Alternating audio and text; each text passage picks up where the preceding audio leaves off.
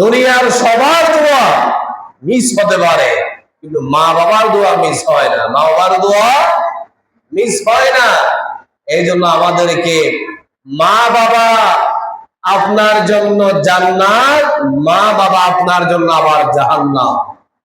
কষ্ট করতে পারেন, কি কথা বললেন? জান্নাত তো মানলাম, আবার জাহান্নাম কেমন হলো?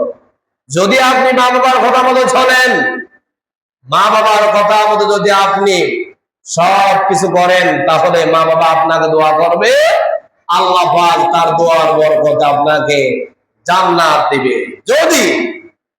যদি মা বাবার অবাধ্য হন, মা বাবাকে কষ্ট দেন, মা বাবার সাথে সুন্দর ব্যবহার না করেন, তারা যদি অন্তর থেকে আপনাকে বদদোয়া দেয়, তাহলে আপনি নিশ্চিত জাহান্নামে। নিশ্চিত কি? জাহান্নামে। এই জন্য মা বাবা সন্তানদের জন্য জান্নাত এবং মা বাবা সন্তানদের জন্য আবার জাহান্নাম, ঠিক না? এই জন্য আমাদেরকে জান্নাতে যেতে হবে, নাকি জাহান্নামে যাওয়ার জন্য কামাই করব? না, আমরা জান্নাতে যাওয়ার জন্য মা বাবার সেবা করব। আসসালামু আলাইকুম ওয়া রাহমাতুল্লাহি ওয়া বারাকাতুহু।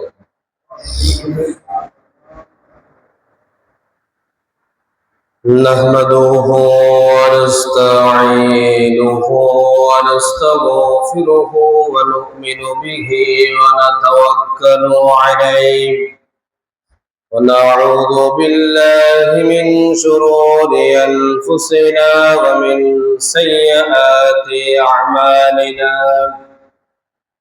من يهده الله فلا مضل له ومن يضلل فلا هادي له. ونشهد أن لا إله إلا الله وحده لا شريك له. ونشهد أن سيدنا وحبيبنا ومولانا محمدا عبده ورسوله الذي أرسله بالحق بشيرا ونذيرا وداعيا إلى الله بإذنه وسراجا منيرا. وقد قال الله تعالى في كلامه المجيد وفي فرقانه الحميد. أعوذ بالله من الشيطان الرجيم. بسم الله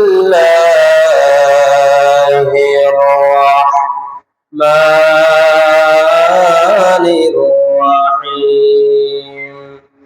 إن الله وملائكته يصلون على النبي يا أيها الذين آمنوا صلوا عليه وسلموا تسليما.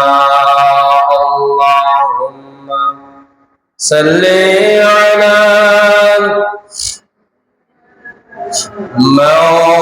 مولانا محمد وعلى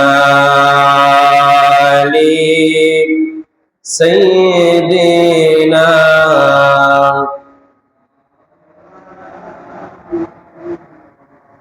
بلغ العلا بكماله كشاف الدجى بجماله حسنت جميع خصاله. صلوا عليها. যার স্নেহের কোনো তুলনা নাই, যার ভালোবাসা স্বার্থবিহীন, সে যে আমার মামার জননী, তারে ছাড়া পৃথিবী শান্তিবিহীন। যার স্নেহের কোনো তুলনা নাই, প্রয়োজন বিনা কেউ ভালোবাসে না, স্বার্থ ছাড়া কারো হাতে চলে না। পৃথিবীতে মাজার কষ্ট জোড়ায় না, না পেলে ছোঁয়া মায়ের আশিস। যার স্নেহের কোনো তুলনা নাই, আল্লাহ নবী করে মায়ের আসর, খেদমত করি মাকে দিয়ে প্রাণবন। বেটা কবু কেউ গো দিও না মাকে, না হলে প্রভুর কাছে পাবে না জমি। যার স্নেহের কোনো তুলনা নাই। বলেন আমিন। ঐতিহ্যবাহী চরবারবর্তী মুন্সিবাড়ির দরজা জামে মসজিদের আমাদেরকে আজকের এই পবিত্র জুমায় সবার আগে আগে আসা, আলোচনায় শামিল হওয়ার তৌফিক দান করেছেন। সেই জন্য সে মুনিবের দরবারে একবার অবনত চিত্তে হৃদয়ের আবেগ অনুভূতিকে উজাড় করে দিয়ে সিংহের মতো গর্জন করে একবার পড়ি আলহামদুলিল্লাহ। লক্ষ কোটি দরুদ সালাম পেশ করছি ওই মানবতার মুক্তির বিষয়ে সাইয়্যিদুল মুরসালিন খাতামান নবিয়্যিন জনাব মুহাম্মদ রাসূলুল্লাহ সাল্লাল্লাহু আলাইহি ওয়াসাল্লাম। আজকে আমাদের আলোচনার আবশ্য বিষয় হচ্ছে পিতামাতার মর্যাদা সম্পর্কে আমরা আলোচনা করব। পিতামাতা এটি হচ্ছে একটা বড় একটা নিয়ামত। আমরা দুনিয়াতে এসেছি, দুনিয়াতে আসা একটা আল্লাহ পাক মাধ্যম করে দিয়েছেন। সেই মাধ্যমটা হচ্ছে মা বাবা। সেই মাধ্যমটা কি? মা বাবা। মা বাবা ছাড়া আমরা কেউ আসেনি। আল্লাহ রাব্বুল আলামিন মা বাবা ছাড়া ওর সন্তান দিতে পারে। আল্লাহ রাব্বুল আলামিন বাবা ছাড়া শুধু মা থেকে ও সন্তান দিতে পারে। এটার মধ্যে কি কোনো সন্দেহ আছে? নাই। আল্লাহ রাব্বুল আলামিন চাইলে সবকিছু পারেন। তিনি পারে না এমন কোনো কিছু নাই। যিনি সবকিছু পারেন তিনি কে? আল্লাহ। তিনি কে? আল্লাহ। যেমন সন্তান মা বাবা ছাড়া সৃষ্টি করে দেখিয়ে দিয়েছেন আমাদের আদি পিতা হযরতে আদম আলাইহিস সালাতু ওয়াস সালাম, মা হাওয়া আলাইহিস সালাতু ওয়াস সালাম। তাদের কোনো পিতা মাতা আছে? নেই। তাদেরকে আল্লাহ পাক তার কুদরতে সৃষ্টি করেছেন। আবার হযরত মরিয়ম আলাইহিস সালাতু ওয়াস সালাম, তার থেকে বাবা ছাড়া সন্তান দুনিয়ার মধ্যে পাঠিয়েছেন। তার নাম কি? তার নাম কি? ঈসা আলাইহিস সালাতু ওয়াস সালাম। তাহলে বাবা ছাড়া ওর সন্তান আল্লাহ পাক দিতে পারে, পিতা মাতা উভয়জন ছাড়াও আল্লাহ পাক সন্তান দিতে পারে। এটার মধ্যে কোনো সন্দেহ নেই। তারপরেও আমরা বুঝি না, আমরা আল্লাহর নাফরমানি কাজে ব্যস্ত। আল্লাহ পাক সেটা কোরআনে কারীমের মধ্যে বলছেন। আল্লাহ রাব্বুল আলামিন বলছেন সূরা বাকারার 28 নম্বর আয়াতের মধ্যে বলছেন, কাইফা তাকফুরুনা বিল্লাহি ওয়া কুনতুম আমওয়াতান فأحياكم ثم يميتكم ثم يحييكم ثم إليه ترجعون। আল্লাহ পাক পাক বলছে, হে মানুষ, তোমরা আল্লাহর সাথে কেমন কুফরি করো? বলছে কে? আল্লাহ। এ দুনিয়ার মানুষ, তোমরা আমি আল্লাহর সাথে কেমন কুফরি করো? একবার যে চিন্তা করো নাই তোমরা মৃত অবস্থায় ছিলে? কি ছিল? মায়ের পেটে তো আমরা প্রথম যখন আমরা ওখানে গর্ভপাত হয় তখন আমরা মৃত ছিলাম। কি ছিলাম? মৃত ছিলাম। আল্লাহ বলছে, আমি তোমাকে সেখান থেকে আস্তে আস্তে 10 মাস 10 দিন মায়ের পেটে রেখে সুন্দর করে স্ট্রাকচার দিয়ে আমি তোমাকে মানুষ রূপে রূপান্তরিত করে দিয়েছি। সুবহানাল্লাহ। আল্লাহ রাব্বুল আলামিন বলছো, আমার বান্দা, তোমরা কেন আমার নাফরমানি করো? তোমাদের জন্মের আগে তোমরা কোথায় ছিলাম? তোমাদেরকে আমি আল্লাহ রাব্বুল আলামিন কিভাবে মায়ের পেটের মধ্যে বানালাম, তোমরা কি একবার চিন্তা করেছো নাকি? আল্লাহ রাব্বুল আলামিন বলছে, আমি সব কিছু কোরআন কারীমের মধ্যে কোট করে দিয়েছি। মানুষ কিভাবে সৃষ্টি করেছি, কিভাবে আমি হাড্ডি সৃষ্টি করেছি, আমি তাকে কিভাবে মাংসটা দিলাম, কতদিন পরে তাকে আমি রূহ দিলাম। আল্লাহ পাক বলছে, আমি তোমার সব কিছুর দলিল কোরআন কারীমের মধ্যে দিয়েছি। সুবহানাল্লাহ। আল্লাহ রাব্বুল আলামিন বলছেন, هل أتى على الإنسان حين من الدهر لم يكن شيئا مذكورا। অবশ্যই মানুষের এমন এক সময় এসেছিল যখন সে উল্লেখযোগ্য কিছু ছিল না। আল্লাহ রাব্বুল আলামিন বলছে, এই মানুষটা আসলে কিছু ছিল না, আমি তাকে কিভাবে মায়ের পেটে সৃষ্টি করেছি। ইন্না খালাকানাল ইনসানা মিন নুতফাতিন আমশাজিন নাবতালিহি ফাজআলনাহু সামিআন বাসীরা। আল্লাহ রাব্বুল আলামিন বলেন, নিশ্চয় আমি মানুষকে সৃষ্টি করেছি মিলিত শুক্র বিন্দু হতে, যা আমি তাকে পরীক্ষা করি, এই জন্য আমি তাকে করেছি শ্রবণ এবং শক্তি দৃষ্টি শক্তি সমন্বয়। আল্লাহ পাক বলছে, আমি তোমাকে মায়ের পেট থেকে আসার সময় একটা দৃষ্টি শক্তি দিয়েছি, তোমাদেরকে আমি শ্রবণ শক্তি দিয়েছি, যেমনি ভাবে তোমরা আমার সৃষ্টিগুলো দেখে তোমরা অনুধাবন করতে পারো, বুঝতে পারো। অবশ্যই আমাকে তো একজন মালিক বানিয়েছে, আল্লাহ বানিয়েছে, সেটা যেন আমরা অনুধাবন করতে পারি। আমাদেরকে শ্রবণ শক্তি আর দৃষ্টি শক্তি দিয়ে আমাকে সৃষ্টি করেছে।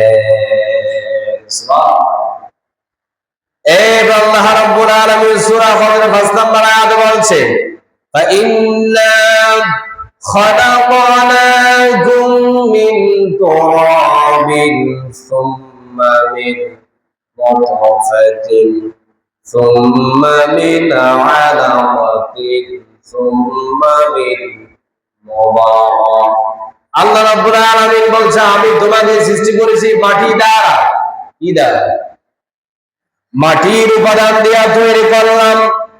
মা বাবার নাফাক পানিকে জমাট রক্ত করে দিলাম। এই জমাট রক্ত থেকে আমি আল্লাহ রাব্বুল আলামিন মাংস বানালাম, কষি কষি হাড় বানালাম। এটাকে আমি আল্লাহ রাব্বুল আলামিন একত্রিত করে একটা স্ট্রাকচার দিয়ে তোমাকে আমি মানুষ রূপে বানালাম। মায়ের জমাট রক্তকে আমি বন্ধ করে দিই, ওই জমাট রক্ত থেকে তোমার আমি মাংস তৈরি করলাম, কচি কচি তোমার শরীরের আমি হাড় গোলা বানালাম। এরপরে তোমাকে আমি মানুষ রূপে তোমাকে আমি সৃষ্টি করলাম। সুবহানাল্লাহ। আল্লাহ রাব্বুল আলামিন তারপর বলছেন, ফাকাসাউনাল ইযাম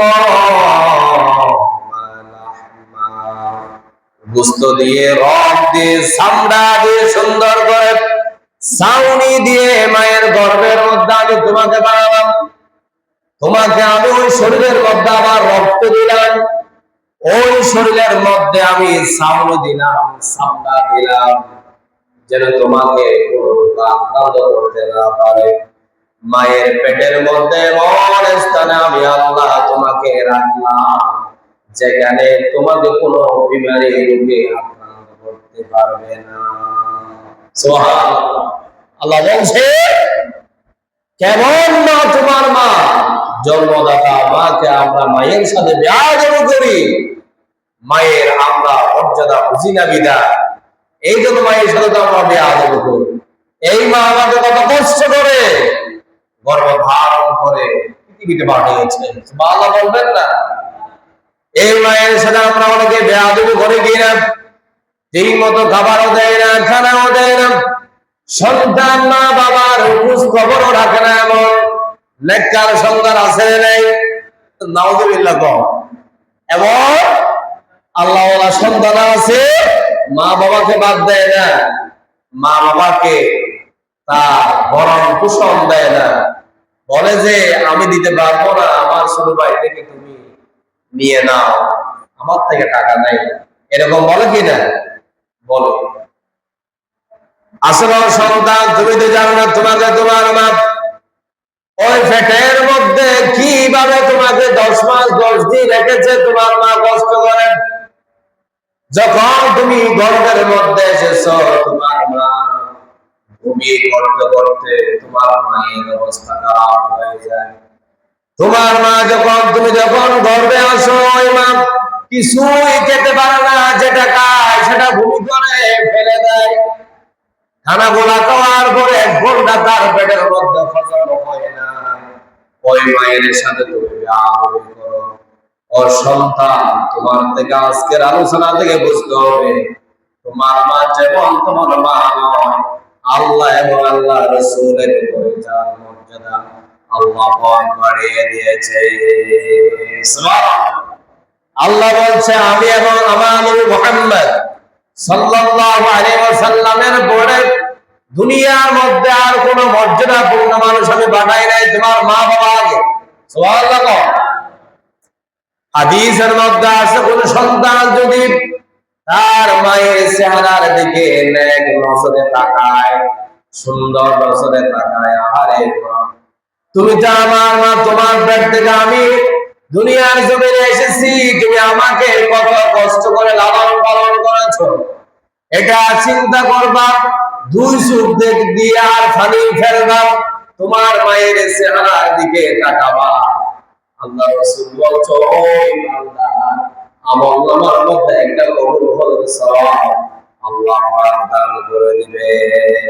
সুবহানাল্লাহ। মায়ের দিকে তাকালে আল্লাহ বলছে, আমি একটা কবুল হওয়ার সওয়াব তোমাকে দান করব। সুবহানাল্লাহ বলবেন না? এই মা কি দামি নাকি বেদামি? অবশ্যই দামি।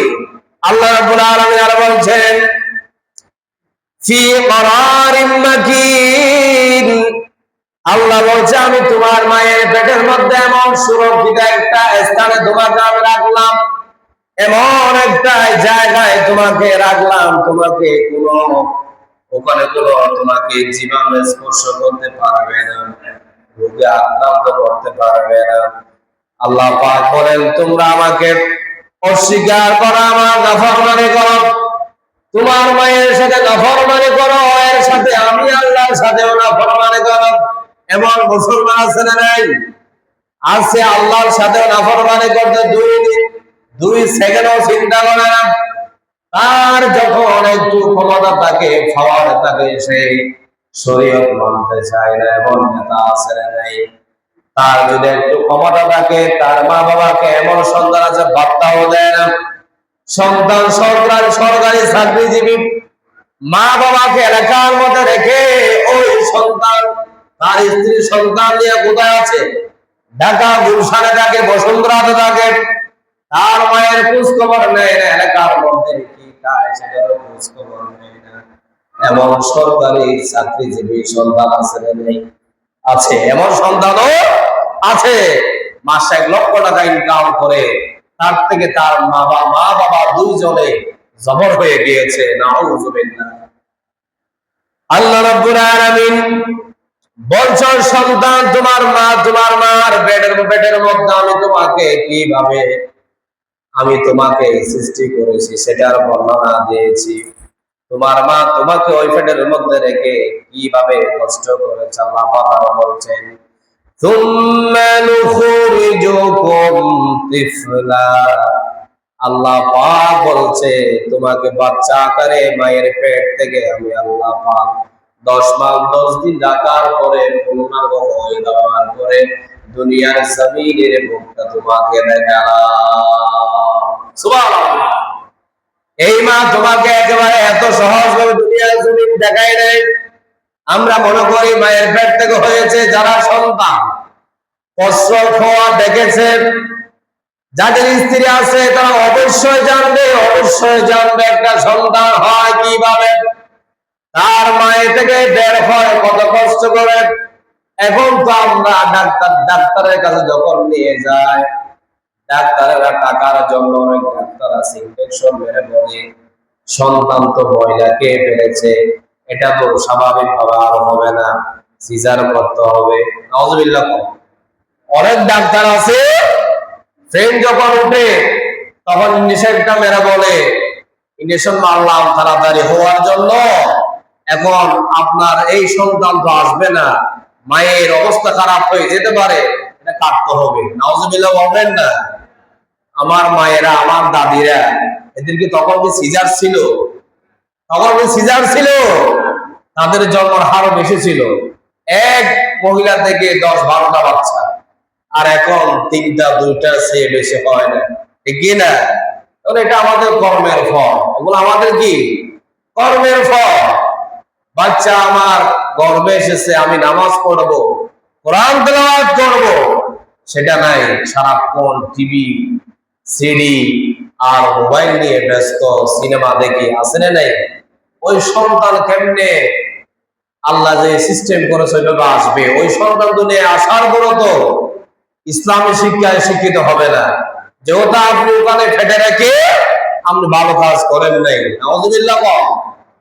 এই জন্য আমার মায়েরা, আপনাদের থেকে খেয়াল রাখতে হবে। আপনারা মনে করেন একেবারে সস্তা একটা জিনিস, আসলে কিন্তু মায়েরা সস্তা কিছু নয়, অনেক দামি, অনেক দামি, অনেক দামি। আল্লাহ পাক নারীদেরকে সর্বোচ্চ সম্মান দিয়েছেন। আল্লাহ রাব্বুল আলামিন বলছে, মায়েরা যদি সুন্দরভাবে চলতে পারে তাদের থেকে জান্নাতে যাওয়ার জন্য একেবারে সহজ।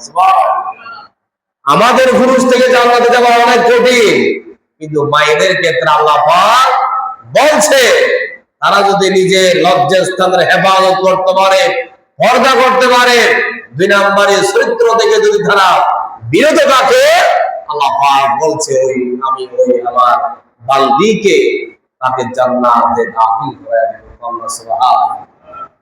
এই জন্য আমার মায়েদেরকে সতর্ক হওয়া লাগবে। এখন তো ডিজিটাল যুগ, হুজুর আপনি কি বলেন? মোবাইল না দেখে কি ফাড়া যায় নাকি? আসরে নাই। অনেক মহিলা মনে মনে বলতেছে, হুজুর এগুলা কি বলে? হাতে তো আমার স্বামী অ্যান্ড্রয়েড সেট পাঠিয়েছে, এটা যদি আমি 2 মিনিট না দেখি আমার তো আর ঘুম আসে না। নাউযুবিল্লাহ। অনেক মহিলা আছে মোবাইল যদি নাও থাকে সংসার না করতে রাজি। নাউযুবিল্লাহ বলবেন না।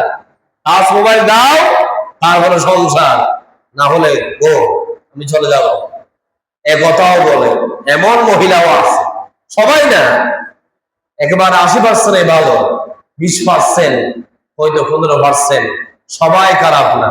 অনেক মহিলা অনেক ফরজগার, অনেক দিনদার, অনেক নেককার। আল্লাহ পাক আমার মায়েদেরকে কবুল করুন, সবাই আমিন। এরপরে এই সন্তানকে আমরা কেমনে দুনিয়ার মধ্যে আসার পরে আল্লাহ রাব্বুল আলামিন আরো কিছু মায়ের মধ্যে মহব্বত ঢুকিয়ে দিয়েছে। ওই সন্তান দুনিয়া আসার পরে তিনি কথা বলতে পারে না, শুধুমাত্র করে কান্না করে কোনো কথা বলতে পারে না। আল্লাহ রাব্বুল আলামিন বলছে, ও আমার বান্দী, তোমার সন্তান যখন দুনিয়ায় এসেছে, সাথে সাথে তোমার সন্তানকে তুমি একটু দুই চোখ দিয়ে দেখো। ওই সন্তান হওয়ার সময় আমার মায়ের অনেক যখন কষ্ট অনুভব করে, ওই সন্তানের যখন চেহারাটা দেখে, আল্লাহ রাব্বুল আলামিন সব কষ্ট মুহূর্তের মধ্যে ভুলায়া দেয়। সুবহানাল্লাহ। এই সে কষ্ট আর নাই। সন্তানের চেহারা দেখার পরে সাথে সাথে 10 মাস 10 দিন যত কষ্ট করেছে, আল্লাহ পাক মুহূর্তের মধ্যে কি করে দেয়? এটা ভুলায়া দেয়। সুবহানাল্লাহ। এরপরে আসেন সন্তান শুধু কান্না করে। আমার অনেক মায়েরা আছে ডিজিটাল যুগের মধ্যে বুকের দুধ খাওয়াতে চায় না। মায়ের দুধ শুধু খাবার নয়, আল্লাহ রাব্বুল আলামিন বলছে সন্তানের জন্য এটা রোগের ঔষধ। সুবহানাল্লাহ। এই দুধ শুধু খাবার নয়, ওই সন্তানের রোগের ওষুধ হিসেবে আল্লাহ পাক বানিয়ে দিয়েছেন। সুবহানাল্লাহ। আল্লাহ রাব্বুল আলামিন দুনিয়ার মধ্যে সন্তান আসার 6 মাস আগ পর্যন্ত আল্লাহ রাব্বুল আলামিন ওই মায়ের বুকের মধ্যে দুধ হিসাব করে দিয়েছে। একটা মাত্র ছিদ্র দিয়ে আল্লাহ রাব্বুল আলামিন দুধ আসার কোনো সিস্টেম করা দেয় নাই। যদি একটা ছিদ্র দেয়, দুধ আসবে বেশি, সন্তান খেতে পারবে না। অনেক সময় দুধগুলা বেঁচে সন্তান মারা যাওয়ার সম্ভাবনা আছে।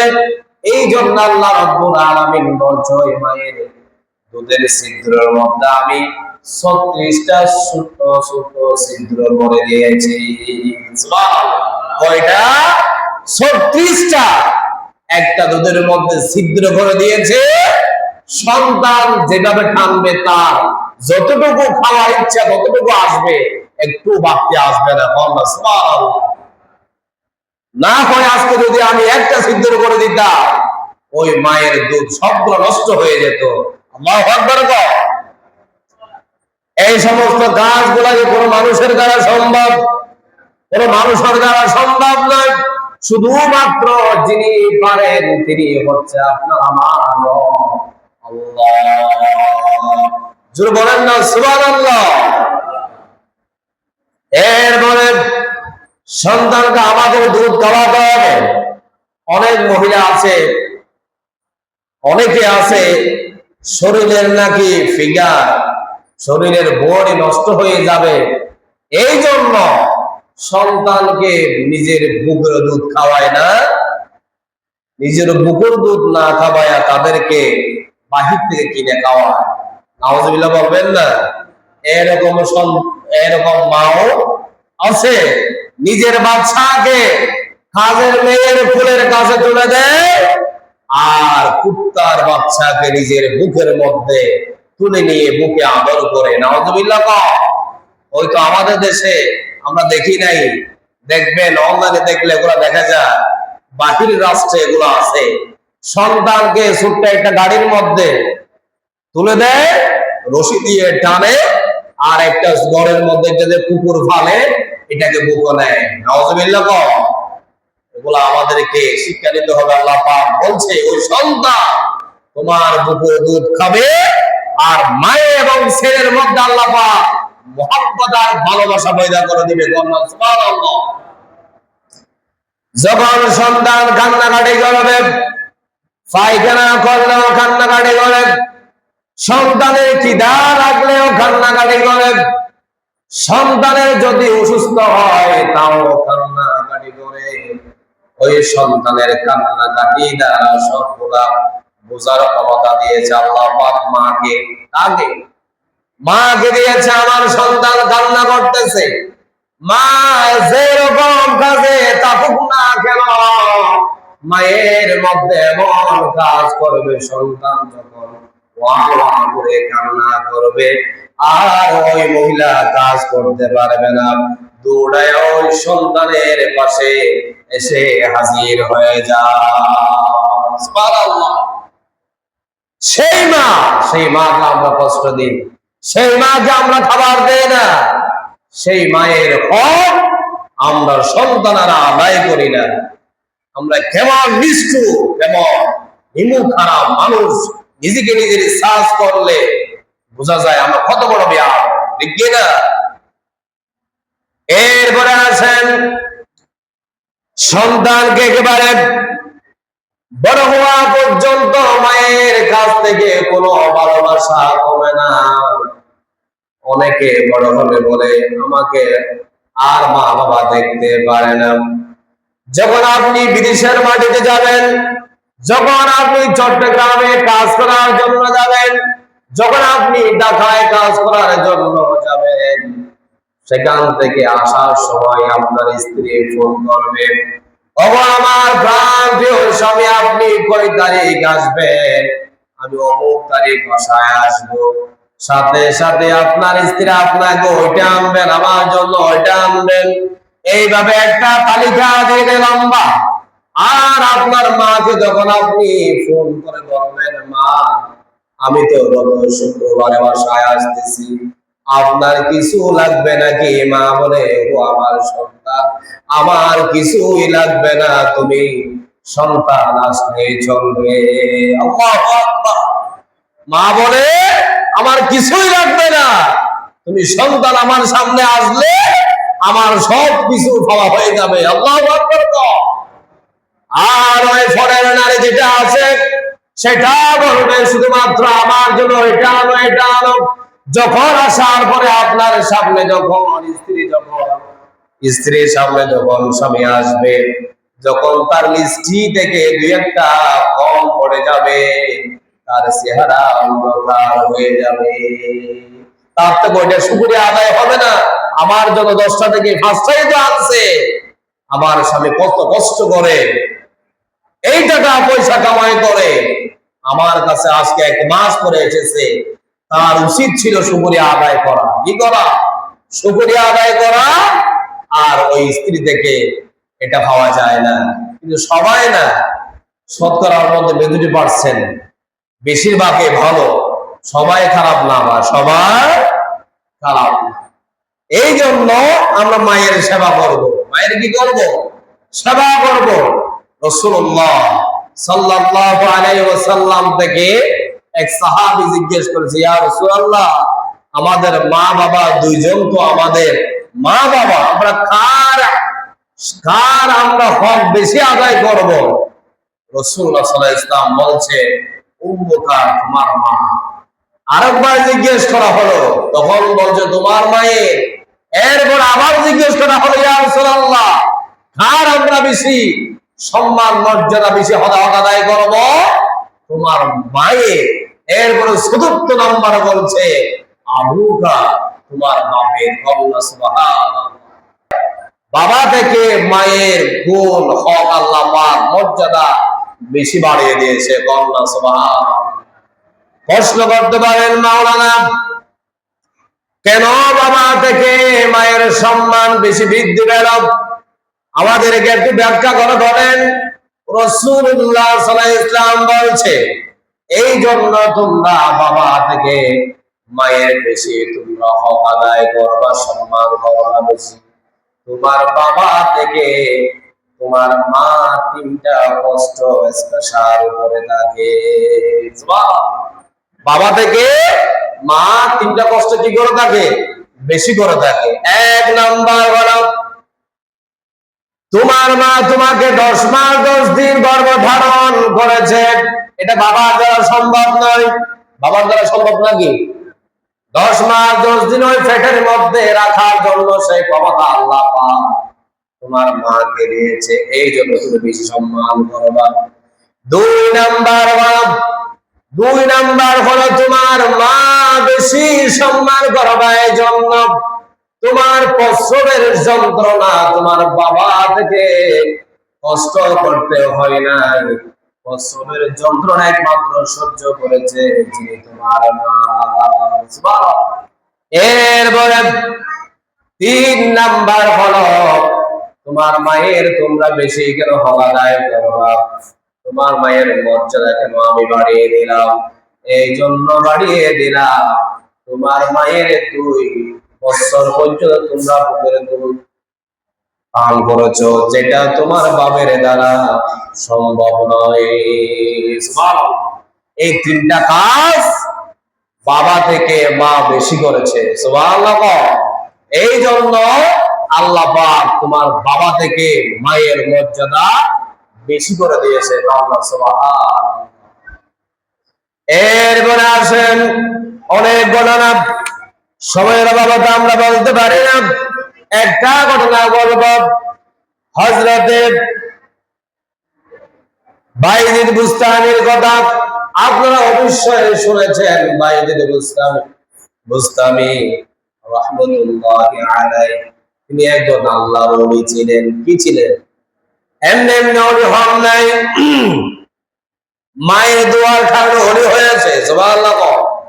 বাইজিদ বুস্তামি এমনি এমনি ওলি হন নাই, মা দোয়া করেছে, মায়ের দোয়া আল্লাহ পাক কবুল করে নিয়েছেন। সুবহানাল্লাহ বলবেন না? হযরত বাইজিদ বুস্তামি মা রাতে হঠাৎ করে সন্তান থেকে পানি চায় না। মা ঘুমিয়েছে, হঠাৎ করে রাতের শেষ ভাগে মা ঘুম থেকে জাগ্রত হলো। বলছো, আমার প্রাণপ্রিয় সন্তান, আমার জন্য একটু পানি দিয়ে আসো, আমাদের একটু পানি খাওয়াও। সন্তান এটা শুনল, শোনার সাথে সাথে মাকে বলছে, মা তোমার জন্য আমি পানির জন্য যাচ্ছি, তুমি ওয়াইট করো। এখনকার যেভাবে ঘরের ভিতরে পানি, ঘরের বাহিরে কল, এরপরে পুকুর, তখনকার সময়ে তো কোনো কল ছিল না, পুকুর ছিল না, ট্যাপ ছিল না, মোটর ছিল না। এখন পানি আনতে অনেক দূরে যাওয়া লাগে। বাইজিদ বুস্তামি মায়ের জন্য পানির জন্য অনেক দূরে চলে এলো। রাতে সেখান থেকে পানি আনতে আনতে অনেক দেরি হয়ে গেল। সন্তান আস্তে আস্তে মা আবার ঘুমিয়ে পড়েছে। সন্তান কি করেছে? এবার মায়ের জন্য পানি আনলো। সে তো এটা করতে পারতো, পানিটা পাশে রেখে সে ঘুমিয়ে যেতে পারতো। সে বুঝেছে, আসলে যদি আমি ঘুমিয়ে যাই, আমার মা যদি পানিটা না দেখে, আমাকে হয়তো না দেখে মায়ের মনে কষ্ট আসতে পারে। এই জন্য ওই বাইজিদ বুস্তামি চিন্তা করেছে, আমার মা যতক্ষণ ঘুম থেকে উঠবে না, ততক্ষণ পর্যন্ত আমি বাইজিদ পানি নিয়ে দাঁড়িয়ে থাকবো। হযরত বাইজিদ বুস্তামি পানি নিয়ে দাঁড়িয়ে রইল। ওই মায়ের ঘুমটার মাঝখানে বাংলা না। যখন মুয়াজ্জিন আল্লাহু আকবার বলে, হাইয়া আলাস সালাহ, হাইয়া আলাল ফালাহ, আস-সালাতু খায়রুম মিনান নাওম, যখন বলেছে, সাথে সাথে তার মায়ের কানের মধ্যে আযানের শব্দটা গেল। তখন সাথে সাথে মা উঠে বলল, আযানের সময় হয়ে গিয়েছে, জামাতের সময় হয়ে গিয়েছে ফজরের। এখন সাথে সাথে বাইজিদ বুস্তামির মা উঠল। ওঠার পরে মা দেখতে পেল সন্তান পানি নিয়ে দাঁড়িয়ে আছে, পানি নিয়ে দাঁড়িয়ে আছে। এখন মা যখন সন্তানকে দেখেছে, মা হাউমা করে কান্না শুরু করে দিয়েছে। আরে সন্তান, তোমাকে আমি পানির কথা বললাম গভীর রাতে, আর তুমি আমার জন্য পানিটা নিয়ে এই রাত পর্যন্ত তুমি দাঁড়িয়ে আছো, তুমি কেন ঘুমাও নাই? ওই বাইজিদ বলছো, মা যদি আমি ঘুমায় যাই, তোমার সাথে তো একটা জ্ঞান হয়ে যাবে। আমি তোমার কথাটা যদি রাখতে না পারি, আমি কালকে কিয়ামতের ময়দানে আল্লাহর আদালতে আসামি হয়ে যাব। আল্লাহু আকবার। বাইজিদ বুস্তামি কথা বলার পরে মা কান্নাকাটি করার পরে নামাজ পড়ার জন্য যায়, মুসাল্লায় চলে গেল। নামাজ পড়ার পরে ওই সন্তানের জন্য মা দোয়া করেছে, ও আল্লাহ, আপনি আমার সন্তানকে সুলতানুল আরিফিন বানায়া দাও। সুবহানাল্লাহ। আল্লাহ পাক ওই মায়ের দোয়া কবুল করে তাকে একজন আল্লাহর ওলি বানিয়ে দিয়েছে। সুবহানাল্লাহ। দুনিয়ার সবার দোয়া মিস হতে পারে, কিন্তু মা বাবার দোয়া মিস হয় না। মা বাবার দোয়া মিস হয় না। এই জন্য আমাদেরকে মা বাবা আপনার জন্য জান্নাত, মা বাবা আপনার জন্য আবার জাহান্নাম। কষ্ট করতে পারেন, কি কথা বললেন? জান্নাত তো মানলাম, আবার জাহান্নাম কেমন হলো? যদি আপনি মা বাবার কথা মতো চলেন, মা বাবার কথা মতো যদি আপনি সব কিছু করেন, তাহলে মা বাবা আপনাকে দোয়া করবে, আল্লাহ পাক তার দোয়ার বরকতে আপনাকে জান্নাত দিবে। যদি মা বাবার অবাধ্য হন, মা বাবাকে কষ্ট দেন, মা বাবার সাথে সুন্দর ব্যবহার না করে, তারা যদি অন্তর থেকে আপনাকে বদদোয়া দেয়, তাহলে আপনি নিশ্চিত জাহান্নামে। নিশ্চিত কি? জাহান্নামে। এই জন্য মা বাবা সন্তানদের জন্য জান্নাত এবং মা বাবা সন্তানদের জন্য আবার জাহান্নাম, ঠিক না? এই জন্য আমাদেরকে জান্নাতে যেতে হবে, নাকি জাহান্নামে যাওয়ার জন্য কামাই করব? না, আমরা জান্নাতে যাওয়ার জন্য মা বাবার সেবা করব। সবে কম আমরা কিছু মা বাবার হক আছে, মা বাবার আলোচনা করতে গেলে অনেক আলোচনা, আমরা তো সেগুলো বলতে পারি না সময়ের অভাবে। যেহেতু জুমাবার অনেক টাইমে নামাজ শেষ করতে হয়, অনেক দাওয়াতও থাকে আবার অনেকে, ঠিক না? এই জন্য আমি 5 মিনিটে মা বাবার সন্তান থেকে 10টা হক পাবে। কয়টা? সবাই বলেন, মা বাবা সন্তান থেকে কয়টা হক পাবে? 10টা। তোর মধ্যে 6টা পাবে দুনিয়াতে, আর 4টা পাবে মরার পরে। 4টা পাবে কখন? মরার পরে। আর 6টা জীবিত থাকা অবস্থায় পাবে।